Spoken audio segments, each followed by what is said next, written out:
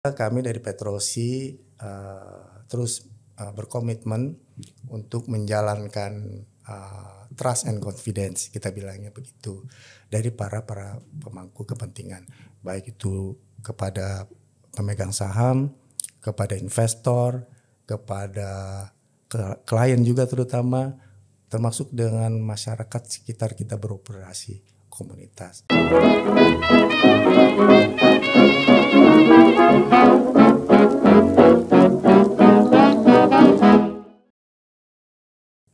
Halo investor ajaib, kembali lagi dengan saya Cisti Mariani. Saya adalah financial expert di Ajaib Sekuritas Asia. Pada kesempatan kali ini kita di acara Cuan Talks, kita berkesempatan untuk mengundang salah satu emiten yang telah lama listing di pasar saham kita tentunya ya.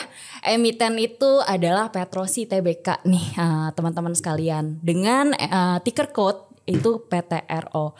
Dan pada kesempatan kali ini saya mengundang Pak Anto Broto. Beliau merupakan Head of Corporate Secretary, Investor Relation and Corporate Communication. Agak panjang ya titelnya. Oke, di sini sudah bergabung bersama kita ya teman-teman sekalian. Halo Pak Anto. Halo, selamat pagi Mbak. Oke, ini karena syutingnya pagi ya Pak ya, jadi selamat pagi. Oke, Pak Anto, ini sebelum kita lanjut diskusi lebih dalam lagi, kira-kira boleh dong diperkenalkan diri terlebih dulu tentang profil Pak Anto sendiri, yang tadi titelnya udah panjang banget ya teman-teman ya. Dan juga tentunya diperkenalkan kembali Petrosi Tbk ini nih Pak, silakan Pak. Baik, terima kasih.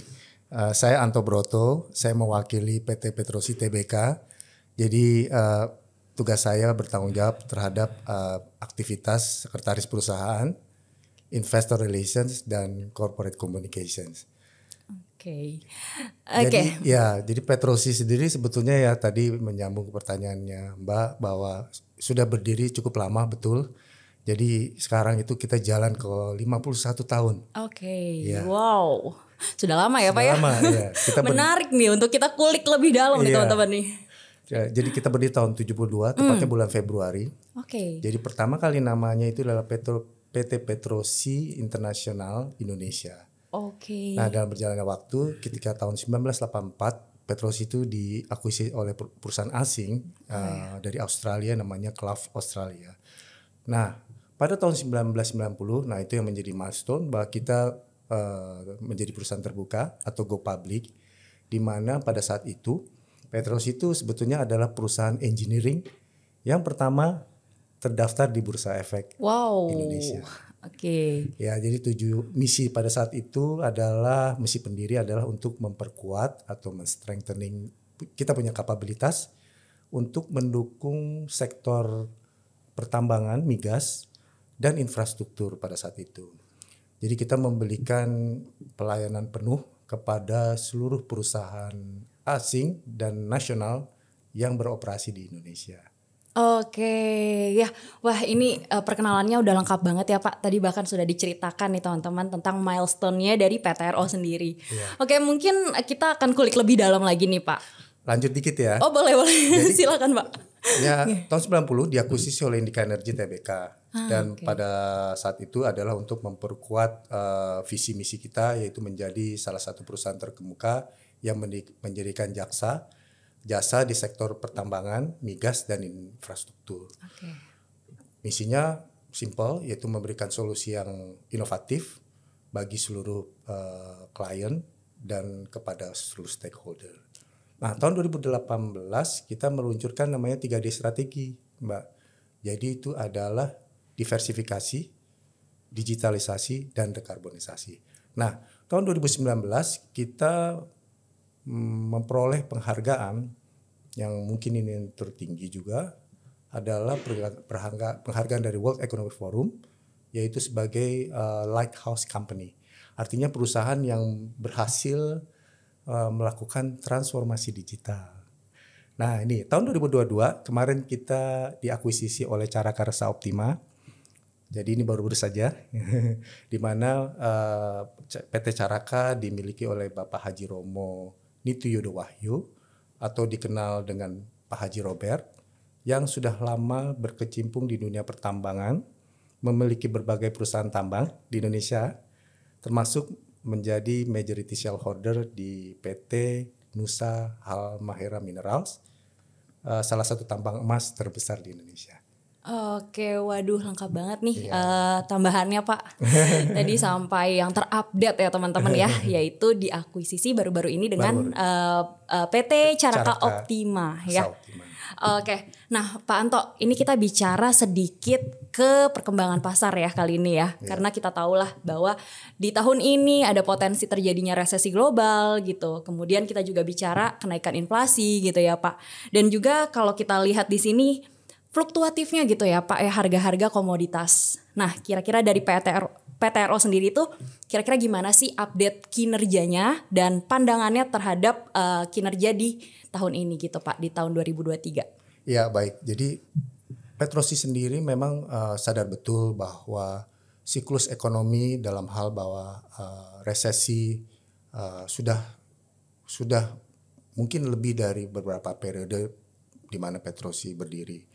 Mungkin udah lebih dari 3 atau 4 cycle. Termasuk cycle batubara, dan harga batubara itu udah masuk super cycle mungkin juga untuk yang kesekian kali. Walaupun sekarang kenaikan harganya itu memang di atas tren jangka menengah ya. Artinya ini tanpa kita bisa sadari bahwa ketika terjadi krisis sosial dikarenakan pandemi COVID, itu mengakibatkan domino efek terhadap perekonomian global, termasuk juga adanya perselisihan atau perang di Eropa yang mengakibatkan krisis energi. Tapi kita tidak bisa tinggal diam saja, artinya sebagai perusahaan terbuka, kita mau nggak mau harus menjadi resilient. Kalaupun ada situasi yang memang tidak di luar kendali kita, tapi paling tidak kita harus lebih awal untuk bangkit. Jadi Petrosi sendiri sebetulnya secara kinerja cukup stabil ya, walaupun memang ada sedikit pengaruh daripada pandemi COVID kemarin. Namun kita secara kinerja cukup baik, bahkan baik ya, dan memiliki nilai kontrak yang kita kantongi cukup besar. Per akhir Desember tahun 2002, kita memiliki backlog sekitar 1,6 miliar dolar Amerika Serikat. Artinya itu setara dengan 24,8 triliun rupiah. Yang lebih daripada itu adalah kita sadar betul bahwa disrupsi ekonomi terjadi di mana-mana. Mau nggak mau kita harus memiliki strategi yang unggul untuk menghadapi situasi ini. Pertama adalah 3D strategi tadi yang saya sebutkan. Mungkin singkat kata adalah diversifikasi. Itu merupakan fundamental yang harus kita lakukan. Dalam hal apa, kita tidak boleh lengah di sini saja. Kita harus terus berkarya dan berinovasi dalam hal untuk mencari segala opportunity yang ada. Terutama di sektor kita ya, di sektor pertambangan dan migas. Oke, waduh tuh ya teman-teman sekalian ingat ya tadi ada diversifikasi, kemudian apalagi Pak tadi strateginya? Dekarbonisasi dan juga digitalisasi nih iya. Teman-teman sekalian. Oke, nah Pak ini bicara pendapatan ya Pak. Jadi kontributor utama dari pendapatannya PTRO sendiri itu dari segmen bisnis apa ya Pak ya? Atau dari entitas anak usaha yang mana ya Pak? Baik, jadi kalau kita kupas lebih dalam tentang Petrosi itu sebetulnya memiliki 3 bisnis utama ya. Pertama adalah jasa pertambangan. Jasa pertambangan sebetulnya memang cikal bakal Petrosi ketika memang kita mulai mengembangkan diversifikasi dari rekayasa dan konstruksi. Kita berdiri memang awalnya adalah rekayasa dan konstruksi untuk jasa pertambangan migas ya, untuk aktivitas lepas pantai. Petrosi memiliki Petrosi Offshore Supply Base yang pada masa dulu itu memang mensupport semua aktivitas eksploitasi dan eksplorasi untuk migas. Nah, yang kedua itu yang saya sampaikan tadi, rekayasa dan konstruksi. Kita di rekayasa dan konstruksi kita mensupport segala sektor, termasuk sektor infrastruktur dan migas. Yang ketiga adalah yang tadi saya sampaikan adalah supply base. Nah, namun untuk kita lihat pangsanya, kontrak mining atau jasa pertambangan itu memang memberikan kontribusi yang besar ya buat total pendapatan Petrosi. 70% dikontribusi oleh jasa pertambangan. Sekitar 18% sampai 20% dikontribusi oleh rekayasa dan konstruksi, dan yang terakhir adalah dari offshore supply base. Ya, untuk offshore supply base masuk pangkalan logistik untuk mendukung klien utama kita di area Papua. Nah tadi kan Bapak udah banyak banget cerita ya soal Petrosi ini, milestone-nya seperti apa. Kemudian tadi juga disinggung-singgung diversifikasi usaha gitu ya Pak ya. Jadi di sini kita melakukan riset juga nih Pak. Dari jasa pertambangan segmen bisnisnya Petrosi ya, jasa pertambangan gitu. Ini sempat akuisisi ya dengan PT Indobara Pratama ya Pak. Kemudian di sektor emas itu dengan PT Santana Rekso Nindana dan PT Nusa Halmahera Minerals. Nah kira-kira ada nggak sih Pak ke depannya untuk rencana atau mungkin corporate action dari Petrosi sendiri di tahun 2023, dan apa sih Pak yang mendasari Petrosi itu untuk mendiversifikasi bisnisnya? Baik. Petrosi dengan 3D strategi. Yang pertama adalah diversifikasi, yang dulu kita memang fokus di jasa pertambangan batu bara. Namun dengan berjalannya waktu kita mulai meluaskan pangsa pasar, ekspansi di sektor mineral lainnya. Yang disampaikan tadi oleh Mbak itu memang betul adalah bagian dari organic growth Petrosi, di mana yang Indobara tersebut adalah salah satu klien kita di batubara. Dan yang lainnya SRN kita sebut itu juga untuk mendukung pertambangan emas. Kita mulai mendiversifikasi ke pertambangan emas, pertambangan nikel, juga dengan pertambangan bauksit. Artinya bahwa secara pertumbuhan organik kita sadar betul bahwa bagaimana kita menjaga pangsa pasar yang ada, memberikan value proposition design kepada klien, demi apa? Demi kepuasan dari para pelanggan, itu penting buat kita. Satu adalah menjaga komitmen, itu juga penting ya, bahwa operational excellence, continuous improvement itu kita utamakan. Dengan harapan apa? Bisa memberikan nilai tambah buat para pemangku kepentingan. Itu diversifikasi ya. Dan kedepannya juga kita melakukan diversifikasi yang sifatnya tidak organik. Artinya secara kapasitas itu kita terus mengembangkan, termasuk kapabilitas, di mana seluruh aktivitas atau bisnis proses untuk mendukung jasa pertambangan, kita mengadopsi digitalisasi yang terakhir yang 4.0, di mana memang Petrosi dalam hal ini melalui Minerva, kita sebut Minerva, itu memiliki lebih dari 12 application seperti main dashboard, bagaimana mengontrol jalan, bagaimana mengoptimalisasi penggunaan fuel, bagaimana melakukan change management, banyak hal. Dan tujuannya apa? Agar aktivitas jasa kita yang kita sampaikan itu juga memberikan kontribusi terhadap produktivitas hasil dan juga cost efficiency atau effectiveness.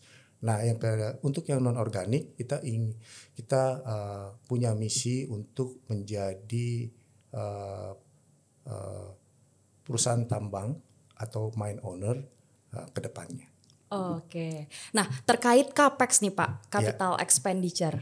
Nah, kira-kira Petrosi sendiri itu sudah mengalokasikan berapa sih total capexnya untuk di tahun 2023 ini? Dan boleh nggak Pak diceritain untuk penggunaan dari capexnya di tahun 2022? Gitu. Belanja modal memang kita bisa sampaikan bahwa kita bagi beberapa hal. Satu adalah kita menjaga belanja modal dengan tujuan adalah satu, meningkatkan pangsa pasar atau ekspansi. Kedua, kita mencadangkan belanja modal juga untuk merawat atau menjaga alat atau heavy equipment yang kita miliki. Artinya ada additional capex untuk menambah kapasitas, termasuk juga adalah replacement untuk mengganti kapasitas yang mungkin udah harus diganti. Dan yang ketiga, yang terakhir tadi adalah untuk perbaikan, untuk membeli komponen-komponen. Jadi selain itu memang ada capex yang lain yang untuk mensupport juga digitalisasi, juga untuk mensupport fasilitas support kita yang kita miliki, di mana kita memiliki fasilitas sendiri untuk memperbaiki dan menjaga merawat semua peralatan kita. Di tahun 2022 seperti tahun-tahun sebelumnya, kita tuh mencadangkan belanja modal itu sekitar 30 sampai dengan 70-80 juta dolar. Itu cadangan ya, artinya kita mengalokasikan. Namun penggunaannya kita gunakan seefektif mungkin. Untuk tahun 2022 berjalan, kita mungkin sudah membelanjakan modal itu sekitar 30 juta dolar. Itu adalah untuk meningkatkan kapasitas atau ekspansi, juga untuk merawat. Memang proporsionalnya kali ini memang lebih besar dalam meningkatkan kapasitas. Tujuannya apa? Agar kita tetap memberikan kontribusi kepada sektor pertambangan di Indonesia, mendukung seluruh perusahaan pertambangan untuk tujuannya untuk Indonesia ini bersama kita. Oke. Nah, kira-kira ada nggak sih Pak langkah untuk dari sisi efisiensi dari PT RO-nya sendiri untuk mempertahankan performa kinerjanya di tahun lalu nih? Di tahun ini kira-kira strategi efisiensinya seperti apa nih Pak? Baik. Jadi kalau efisiensi memang satu hal ya, bahwa cost itu memang harus efektif. Oke. Dalam hal bahwa setiap uang yang kita spend itu harus memberikan kontribusi terhadap pendapatan atau memberikan nilai tambah. Yep. Bisa dalam bentuk tangible asset walaupun intangible asset. Di Petrosi sendiri kalau kita bicara cost, bahwa ada beberapa upaya untuk menjaga beban langsung. Pertama, beban langsung memang sangat dipengaruhi oleh penggunaan alat kita. Kedua adalah sumber daya manusia, di mana direct cost yang kita kelola itu sedemikian rupa agar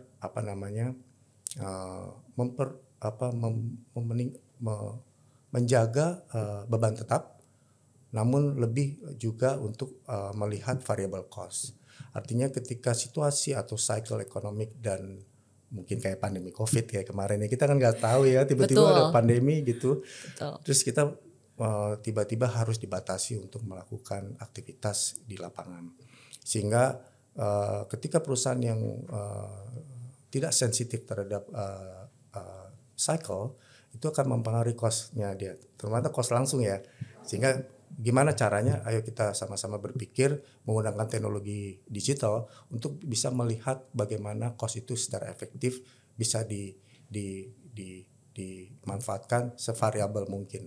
Artinya kita samakan dengan volume yang kita kerjakan, sehingga kita fokus kepada variabel cost. Oke. Dan untuk yang sifatnya administratif itu mungkin secara relatif nggak terlalu besar, tapi memang di situ banyak menciptakan nilai juga ya, termasuk pelaksanaan ESG, pelaksanaan tata kelola perusahaan, itu juga memang sesuatu yang sifatnya intangible dalam hal menciptakan nilai yang tidak berwujud, kurang lebih gitu. Oke. Ya. Nah, kita sedikit bicara tantangan mungkin ya Pak ya. Iya. Kira-kira PT RO sendiri melihat ada tantangan bisnis apa sih Pak di tahun 2023 ini? Ya, tahun 2023 nggak kalah menantang mungkin ya dibanding tahun 2022 dan sebelumnya. Artinya kita sudah belajar dari krisis. Tahun 2023 belajar dari pengalaman tahun-tahun sebelumnya. Harusnya ekonomi kita dalam situasi yang sudah fundamental. Artinya valuasi dan hal lain sebagainya dalam kondisi sudah di reset lah ya. Kalau ibarat komputer tuh udah ditekan tombol reset, sudah kembali ke start dari awal. Artinya kalau kita belajar dari krisis, mau nggak mau memang kita harus bangkit ya. Kita berharap pandemi sudah bisa menjadi endemi suatu saat nanti, sehingga fundamentalnya sudah cukup untuk kita bisa tumbuh kembali ya. Itu pertama. Kedua adalah bahwa kita melihat bahwa situasi perang dingin ya, resesi, krisis energi itu masih berlangsung di tahun 2023 ini, di mana itu yang membuat bahwa ketidakpastian, kita bilangnya paradigma VUCA ya, volatility, uncertainty, complexity, ambiguity itu terjadi setiap hari gitu misalnya. Hal-hal yang tidak bisa kejadian terjadi, sesuatu semua tidak bisa diprediksi. Sehingga apa yang harus kita lakukan adalah bagaimana kita harus menjadi resilient ya, tangguh dalam hal bahwa kita bisa secara efektif mengatasi situasi yang ini. Kenapa? Karena opportunity selalu ada ya. Tinggal bagaimana kita memanfaatkan kesempatan tersebut. Sebagai contoh begini, bahwa dalam situasi yang ketidakpastian ini yang masih terjadi di tahun 2023, produksi batu bara pun mungkin ditargetkan meningkat ya di tahun 2023 ini. Kalau nggak salah pemerintah itu menargetkan sekitar 690 juta ton. Itu meningkat dibanding target tahun 2022. Tahun 2002 sekitar 660. Nah jadi apa yang harus kita lakukan? Kita support semua program pemerintah. Semua itu tujuannya adalah agar terjadi keberlanjutan dari semua pihak, termasuk dari pemerintah sendiri. Nah, sehingga tahun 2023 harus kita sikapi dengan optimis ya. Walaupun kita juga harus hati-hati ya kan. Semoga kalau misalnya kita bisa sikapi dengan lebih hati-hati dan kita bisa belajar dari krisis sebelumnya, harusnya kita bisa melewati tahun 2023 semua pihak ya dengan lebih baik. Oke, harusnya kita bisa sikapi dengan optimis ya Pak. Betul, ya. Berarti bicara optimis, kita bicara peluang juga nih Pak. Betul. Nah kira-kira dari PTRO sendiri melihatnya peluang bisnis di tahun 2023 itu seperti apa sih Pak? Dan target kinerjanya untuk PTRO untuk tahun 2023 ini seperti apa? Baik. Berkaca daripada penutupan tahun 2022, kita bisa lewati 2 tahun ke belakang ini di masa pandemi ini dengan sangat baik. Petrosi bisa tetap survive dan malah bisa bangkit lebih awal dibanding yang lainnya. Kita terus mempertahankan pendapatan. Tahun 2021 kita mencatatkan pendapatan sekitar 415 juta dolar. Dengan laba sekitar 33 juta dolar ya. Oke, wow, besar ya Pak ya. Alhamdulillah puji Tuhan. Dan artinya tahun 2022 ini sudah berlalu. Kita berharap bahwa kita mencatatkan pertumbuhan itu. Jadi kalau bicara mengenai kinerja tahun 2023, pertama yang harus kita lakukan adalah kita menjalankan komitmen kita, menjalankan trust yang selama ini kita berikan, karena amanah dari Pak Haji juga adalah melanjutkan trust and confidence yang diberikan selama ini kepada seluruh pemangku kepentingan, menjalankan seluruh perjanjian atau kontrak yang ada dengan para klien, kita deliver apa yang harus kita deliver. Itu satu. Kedua adalah kita terus melakukan ekspansi dalam hal secara organik, menambah perolehan nilai kontrak, di mana kita mengharapkan nilai kontrak yang mungkin bisa paling tidak menutup tahun 2023 ini dengan nilai kontrak yang dipegang itu mungkin jauh lebih besar daripada tahun 2022 lalu. Oke. Itu kedua ya.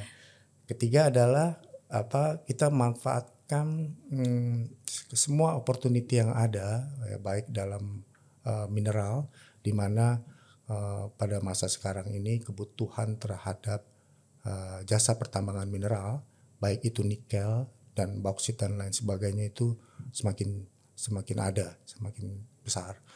Di mana kita fokus di tahun 2023 ini menambah nilai perolehan kontrak untuk mendukung pertambangan emas, pertambangan nikel, dan pertambangan bauksit. Itu harapan kita. Sehingga kita tahun 2023 ini bisa terus meningkatkan kinerja setiap tahunnya dengan tetap mempertahankan tata kelola perusahaan. Ya, itu sangat penting karena biar bagaimanapun tata kelola perusahaan itu adalah enabler ya, pilar kunci lah. Selain digitalisasi, tata kelola juga sangat penting karena melalui tata kelola di situ kita juga melakukan transparansi, akuntabilitas dan sebagainya macam, termasuk keberlanjutan. Karena Petrosi itu memang sadar betul bahwa pelaksanaan tata kelola sangat penting. Di tahun 2022 lalu Petrosi itu memperoleh cukup banyak penghargaan ya, mungkin 12-13 kali penghargaan 1 tahun penuh. Hampir separuhnya adalah GCG tata kelola, yaitu adalah keterbukaan dan transparansi untuk ESG. Kita memperoleh beberapa penghargaan ESG Disclosure Award, transparansi, dan yang mungkin juga tertinggi adalah Board of Responsibility dari IICD, itu penghargaan yang tertinggi dalam pelaksanaan fungsi tata kelola di board, di level board, dan masuk ke kategori top 50 mid cap tahun lalu di Bursa Efek Indonesia. Oke, semakin seru nih ya teman-teman ya diskusi kita dengan PTRO kali ini. Nah ini ya Pak, terkait perubahan susunan Dewan Komisaris dan Direksi. Nah ini bisa disebutkan mungkin ya Pak ya, Dewan Komisaris dan Direksi yang terbaru nih Pak. Baik, dengan adanya pergantian pemegang saham utama di mana PT Caraka Rasa Optima menjadi pemegang saham utama Petrosi sekarang, di jajaran Dewan Komisaris ada Bapak Haji Romo Nitiyudo Wahyu yang kita sebut Pak Haji Robert. Beliau adalah Presiden Komisaris. Ada Bapak Hanifah Indrajaya selaku Wakil Presiden Komisaris. Ada Bapak Jauhar Mauladi sebagai Komisaris. Ada Bapak Ginanjar Kartasasmita sebagai Komisaris. Dan Bapak Sutanto sebagai Komisaris. Ada Bapak Hasnul Suhaimi sebagai Independen Komisaris. Ada Bapak Osman sebagai Independen Komisaris juga. Ada Bapak Setia Untung Ari Muladi sebagai Komisaris Independen juga. Dan Pak Supandi sebagai Independen Komisaris. Untuk jajaran direksi ada Bapak Romi Novan Indrawan selaku Presiden Direktur. Ada Bapak Rafael Nitiyudo selaku Wakil Presiden Direktur. Ada Bapak Aldi Rahmatillah selaku Direktur. Dan ada Bapak Pankaj Motilal selaku Direktur. Dan yang terakhir adalah Bapak Rudi Santoso selaku Direktur. Oke, nah Pak ini kita bicara ke revenue ya. Ke profitabilitas dari PTRO. Nah kira-kira gimana sih Pak pertumbuhan revenue dan margin profitabilitas dari PTRO sendiri? Baik, secara kita lihat masa lalu ya, sebelum dan sesudah pandemi. Memang pertumbuhan pendapatan memang harus kita jaga, itu adalah komitmen kita. Pada waktu pandemi memang ada sedikit pengaruh di global sehingga pendapatan sedikit turun dibanding tahun 2019. Tahun 2021, tahun 2020 dan 2021 walaupun memang dipengaruhi oleh pandemi Covid, tapi kita berhasil menjaga laba. Itu paling penting. Tahun 2021 lalu kita mencapai laba 30 juta dolar, 33,9 tepatnya. Artinya kalau kita berpacu dari tahun sebelumnya di mana kita masih dalam situasi pandemi Covid, kita mampu menjaga pendapatan dan mampu mencapai laba. Nah, kedepannya kita lihat bahwa tahun 2022 kita masih menunggu hasil kinerja akhir, masih dalam proses tutup buku juga, sudah tutup buku sih. namun menunggu rilis dari audit reportnya. Untuk tahun 2022 kita berharap terus menjaga pertumbuhan. Kalau kita harapkan pertumbuhan berapa sih yang kita harapkan? Kita berharap bisa bertumbuh mungkin 10 sampai 13%, mungkin lebih. Tapi kita yakin bahwa tahun 2022 ini bisa lebih baik harusnya dari tahun 2021 lalu. Untuk tahun 2023 melihat nilai kontrak yang masih di tangan yang masih cukup besar yang saya sampaikan 1,6 miliar dolar, artinya tahun 2023 ini akan terrecognize sebagai pendapatan. Kita juga punya prinsip sama, komitmen yang sama. Yang penting adalah mendeliver komitmen, menjaga trust and confidence melalui good corporate governance. Yang pasti bahwa tahun 2023 juga memang tidak kalah menantang, resesi di depan mata, tapi kita yakin bahwa bauran energi di mana kita mendukung produksi untuk mencapai bauran energi tersebut mau nggak mau harus dilaksanakan. Jadi tahun 2023 ini kita berharap ada pertumbuhan organik juga selain merecognize nilai kontrak yang kita peroleh, kita menjaga kapasitas dan bahkan juga berusaha untuk meningkatkan pangsa pasar. Tahun 2023 ini kita berharap mencapai pertumbuhan yang mungkin paling tidak sama dengan tahun sebelumnya. Namun di tahun 2023 ini kita juga berpikir out of the box ya, berpikir di luar kotak gitu ya.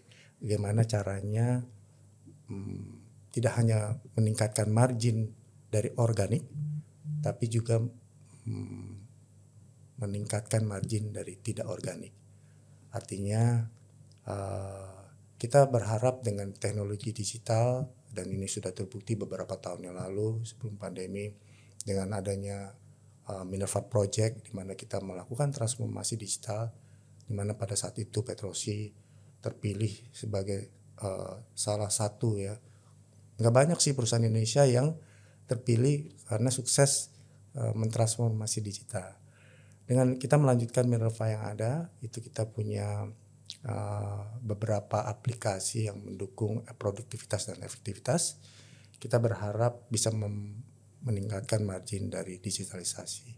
Kita berharap tahun ini dengan pertumbuhan organik yang ada kita bisa meningkatkan margin, ya paling tidak margin 7% bisa diraih, maka mungkin bisa lebih baik lagi dengan adanya teknologi. Tapi tidak berhenti di situ saja. Pertumbuhan non organik yang juga kita lihat itu memang tujuannya satu adalah selain meningkatkan margin bersih, tetapi juga mendukung program pemerintah untuk mengamankan pasokan energi, baik di level nasional maupun di internasional. Karena kita lihat dengan adanya krisis energi yang berkelanjutan, kita melihat bahwa dengan adanya volume produksi yang ditargetkan tahun ini memang di atas tahun lalu. Artinya kita sebagai perusahaan yang sudah berkiprah lebih dari 50 tahun, tahun ini 51 gitu ya. Memang kita memiliki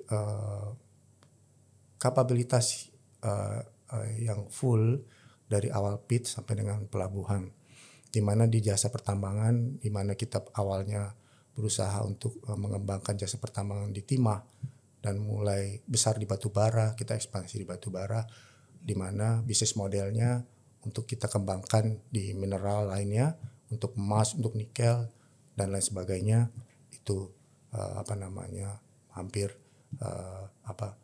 hampir sama gitu ya. Memang dengan adanya Pak Haji Robert ini kami memiliki pemegang saham utama yang benar-benar menggunakan pendekatan hati ya dalam kepada semuanya, termasuk kita juga. Dan memang beliau adalah tokoh yang sangat berpengalaman dalam dunia pertambangan, termasuk di pertambangan bawah tanah, underground mining. Di mana NHM yang dimiliki beliau, beliau adalah pemegang saham mayoritas di sana, adalah pertambangan bawah tanah, underground mining. Dan Petrosi memiliki kemampuan atau kapabilitas di pertambangan open pit yang di atasnya. Itu dua kombinasi expertise yang mungkin luar biasa, memberikan multiplier effect. Jadi untuk menciptakan value proposition design, Petrosi memiliki bisnis model yang memang beda dengan lainnya.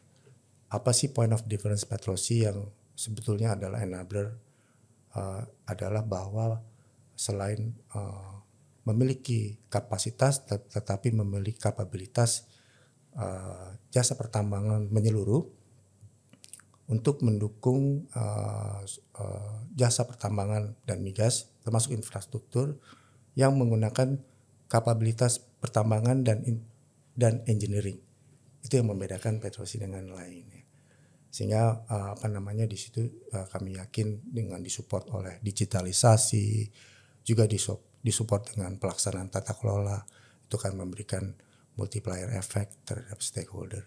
Nah, ujung-ujungnya adalah kinerja operasi yang bagus, yang baik dan komit sesuai dengan harapan akan memberikan kinerja keuangan yang juga baik. Oke, wah itu informasi yang kayaknya harus di-watch juga nih untuk teman-teman ajaib ya. Dan selaku investor pasti tertariknya dengan dividen nih Pak. Kita ngomongin dividen juga ya Pak ya. Untuk dividen, kira-kira kebijakan dividen dari PTRO sendiri seperti apa sih Pak? Dan apakah ada bocoran sedikit nih untuk dividen di tahun-tahun selanjutnya atau gimana Pak?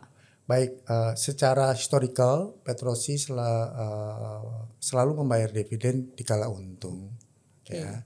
Dan dalam 5 tahun belakang memang Petrosi setiap tahun membayar dividen, di mana kita bisa mungkin membayar dividen dari laba bersih itu sekitar minimum mungkin 25 sampai 26-30%. Dan sisanya kita gunakan untuk menjaga kapasitas, meningkatkan kapasitas. Kedepannya komitmen itu terus dijalankan oleh pemegang saham kita agar menciptakan shareholder value, ya kan. Jadi untuk kedepannya mungkin dividennya paling tidak sama dibanding tahun-tahun sebelumnya, bahkan mungkin lebih ya. Wow, oke, ini luar biasa sekali ya Pak ya. Berarti dari sisi kualitatifnya nih ya teman-teman, PTRO ini juga punya kualitatif yang bagus gitu, yang baik ya. Tata kelolanya banyak mendapat penghargaan, ditambah lagi juga profitable ya Pak ya. Dan peluangnya tadi juga kita udah bicara peluang nih teman-teman. Jadi banyak sekali PTRO melihat ada peluang bisnis juga. Pertama dari tambang emas gitu ya Pak. Kemudian nikel ya Pak ya. Nah itu tadi kita udah ngobrol banyak nih Pak. Pak Anto juga terima kasih banget udah bergabung bersama kita ya di acara Cuan Talks. Tapi nih Pak sebelum di closing ya atau sebelum ditutup acara Cuan Talks kita ini, mungkin dari Pak Anto boleh ada sedikit closing statement Pak? Ya. Kita berapresiasi banget dengan kehadiran kita di sini kepada PT Ajaib Sekuritas, di mana memang sudah waktunya buat bursa dan untuk mengembangkan the mindset of investasi gitu ya, di mana sebetulnya potensi pertumbuhan Indonesia masih sangat tinggi ya, di mana tahun ini aja kita mentargetkan pertumbuhan ekonomi sekitar 5,3%. Pasar modal merupakan backbone buat pertumbuhan, di mana hampir semua emiten itu ingin terdaftar atau listing di Bursa Efek Indonesia. Dengan adanya Ajaib ini yang menggunakan teknologi digital luar biasa ya, meningkatkan atau memberikan multiplier effect terhadap dunia investasi. Artinya memang kedepannya tidak lain tidak bukan bagaimana kita tidak hanya berinvestasi saja, tapi juga memberikan kontribusi ya terhadap pembangunan secara tidak langsung. Itu yang perlu diapresiasi luar biasa. Kedua, kami dari Petrosi terus berkomitmen untuk menjalankan trust and confidence, kita bilangnya begitu, dari para pemangku kepentingan, baik itu kepada pemegang saham, kepada investor, kepada klien juga terutama, termasuk dengan masyarakat sekitar kita beroperasi, komunitas. Bagi kita pelaksanaan tata kelola itu sangat penting.